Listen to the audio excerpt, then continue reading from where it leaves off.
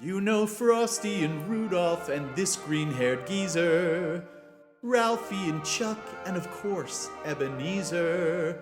But tell me, have you seen anything this weird since Halloween? Hey, it's Christmas, and if you're anything like me, you've already had your turkey, you've already had your awkward family conversations around the dinner table, and now you'd love nothing more than to find your own personal corner of the house in which to curl up and watch something interesting while you slip in and out of a food coma. Well, that's where I come in. You can keep your Christmas carol, you can keep your Christmas story, because I found 3 holiday specials that are weirder than your Uncle Phil. Got my coffee, got my cookies, got what's left of a candy cane.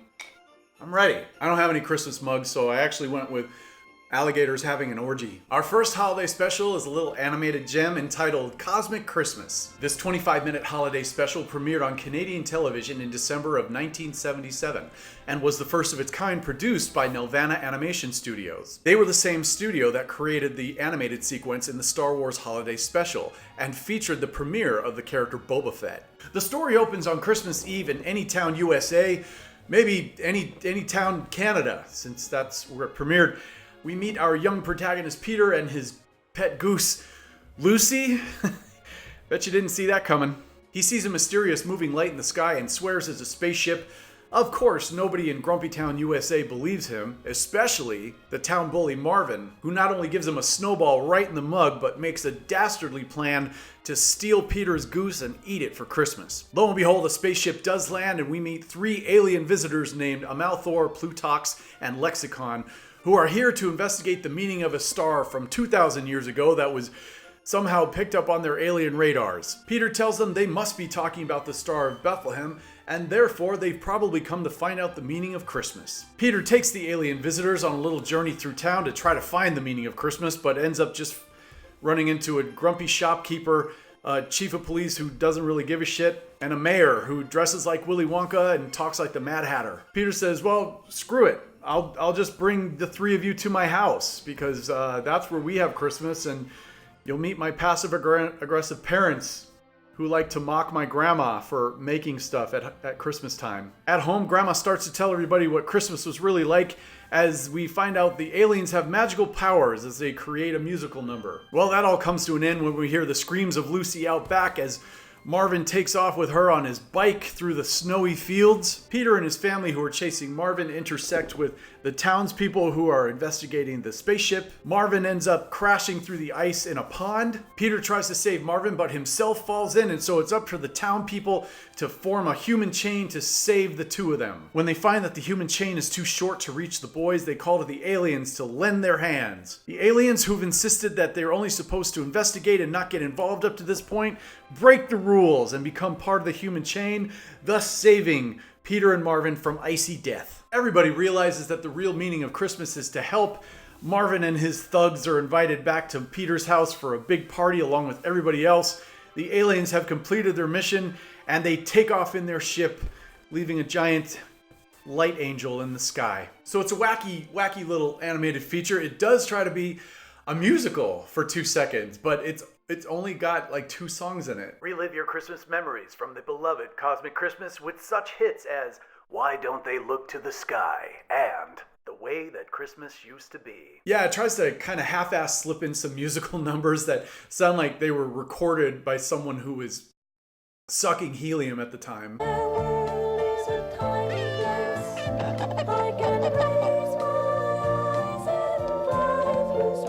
What's also kind of weird is that the aliens move like they're being slow motion reviewed frame by frame, and that freaks me out. Marvin has like glass hair because you can see through his bangs. You can still see his eyes through his bangs. Probably my favorite thing in this animated special is the little robot that comes with the aliens. He doesn't have a name. I don't know what the hell he's called.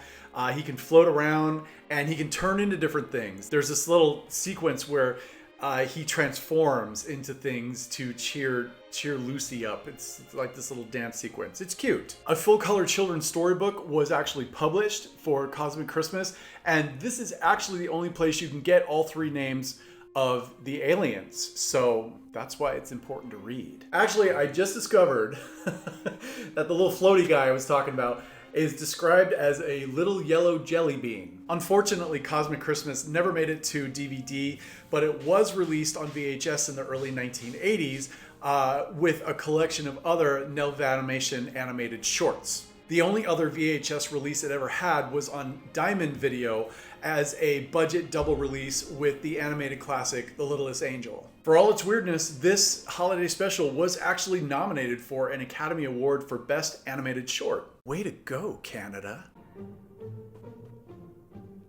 Our next holiday special brings us to December of 1987 with the CBS premiere of Will Vinton's Claymation Christmas. Now, if you don't know who Will Vinton is, he was kind of one of the biggest claymation innovators of the 1980s. He was responsible for the animated California Raisins, as well as this nightmare, better known as the Gnome King from Return to Oz. So this holiday special is not a standalone story, but rather a series of 5 animated musical shorts set to beloved Christmas songs. This special is hosted by the dinosaur duo Tex and Herb, and while it might seem weird to have dinosaurs hosting a Christmas special, this is not the first Will Vinton project that these characters appeared in. They were in several other of his prominent projects. The animated sequences themselves start with a rendition of the famous Christmas song We Three Kings, which ends up mixing a classical version of the song and mashing it up with 3 doo-wop singing camels. Next we go inside a cathedral where a group of living bells are getting prepared to sing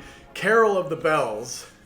And who's conducting this little concert? None other than Quasimodo himself. The plot of this segment is that one of the bells only has one note in this entire performance, and he keeps hitting it too early, or he keeps screwing up, and he finally makes good by the end of the number. Carol of the Bells has always been probably my least favorite Christmas song, and this segment just kind of reinforced that.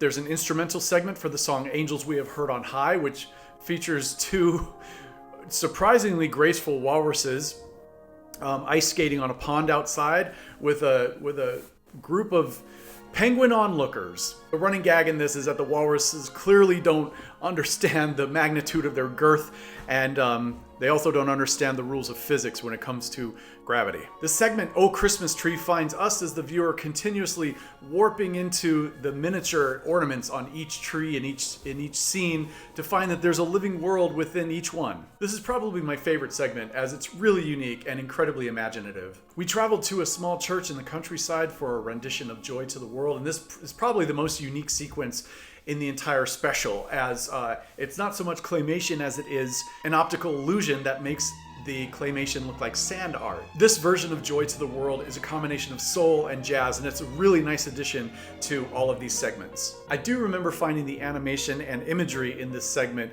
kind of eerie and unsettling as a kid, but as an adult I can look back at it and really appreciate that it's quite beautiful. The last segment in Claymation Christmas is, of course, none other than the appearance of the infamous California Raisins. It's a pretty straightforward segment, as the Raisins perform kind of a soul version of Rudolph the Red-Nosed Reindeer. I don't know if you were around when the California Raisins were the shit, but they were the shit. Claymation Christmas can be found on DVD. I've seen it on Amazon for about 20 bucks. If you don't want to put out the money, all of the segments can be found in various states of quality all over YouTube.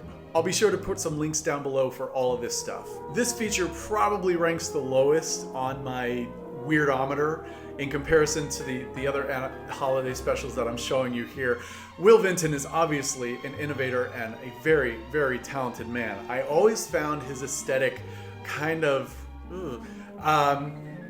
freaks me out. I don't know if I can put words to it, but even the animated kids in this special still look kind of weird.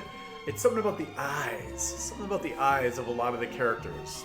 I think that's what it is. Quasimodo in the Carol of the Bells number does freak me out. I don't like his little flappy hair. No, that's not right. Claymation Christmas won a 1988 Emmy for Outstanding Animated Program. All right, I've had enough coffee. Daddy needs a little pregame on this one.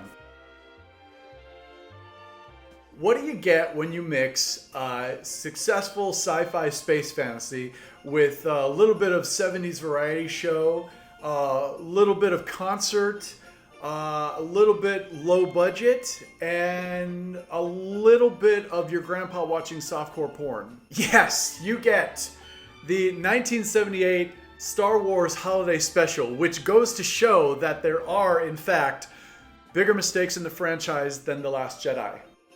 You want to know the plot? It's Han trying to get Chewbacca home to his planet to see his family for Life Day. Yeah, that's the whole plot, and the rest of the 2 hours of the show is this nonsensical romp through 70s music numbers, kind of action sequences, and did I mention that the show opens with nearly 10 minutes of meeting Chewbacca's family and seeing them interact without subtitles? It's like being at a kennel on adoption day and just everybody's howling for your attention. So I'm not going to do a full breakdown of this because A, most of you have probably already seen it. B, there are tons of videos that have already reviewed and broken this down and done it wonderfully, and I think that you should go watch that. And C, why would I put you through that? So this special was so bad that George Lucas himself is on record saying that, I'm paraphrasing, that he wishes he could find all the original copies of this and smash them with a hammer. Not gonna find this on Disney Plus. So what's weird about it, you ask? Mark Hamill has so much makeup on. A musical sequence where Chewbacca's dad watches virtual porn. B. Arthur bartending. This cooking segment. This how to put together your transmitter segment. Princess Leia singing. Wookiees in graduation gowns. AstroTurf as carpet. This virtual Cirque du Soleil, which seems to go on for hours. Harrison Ford phoning in this performance as much as he did in the sequel trilogy. Golden Girl dancing with a Greedo. Wookiee love. This bar stalker who drinks through a head hole. Mark Hamill has so much makeup on. This animated sequence with squishy, rubbery Star Wars characters. But Boba Fett is cool. I could go on and on, but why would I do that? You can readily find the Star Wars Holiday Special on YouTube, or if you've got to have it in your collection, there are definitely people online who sell it on DVD. Thank you for coming with me on this little romp through the holiday specials. I hope you find them as weird and wonderful as I do. And more than that, I hope you have a good Christmas. I'm Ian, and that's my opinion.